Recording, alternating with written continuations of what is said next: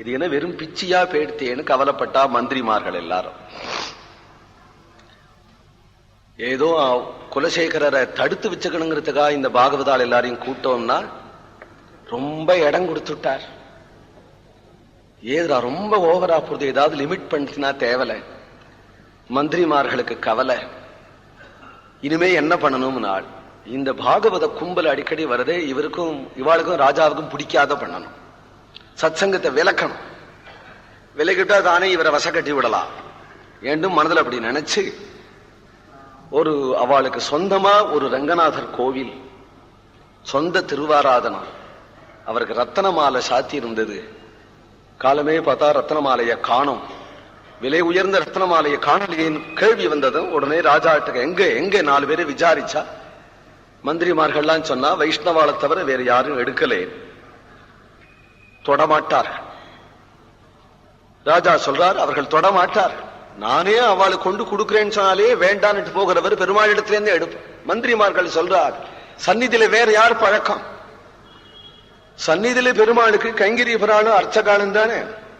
அவளை தவிர வேற யாரும் இதுக்கு பொறுப்பாளி இல்லை, எடுத்தது அவளே தான். ஆழ்வார் சொல்றார் அவள் எடுத்திருக்க மாட்டார். எடுத்திருக்க மாட்டாருங்கிறதுக்கு நாம் பொறுப்பாளி.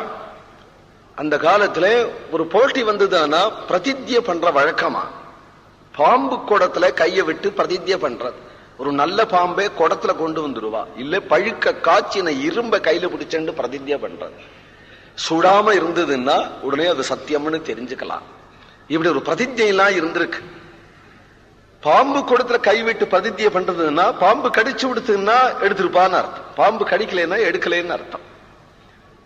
கொண்டு வான்னுட்டார். மந்திரிகளுக்கு என்ன நாள் அப்படி கடிச்சு விடுத்துன்னு வச்சுப்பான்.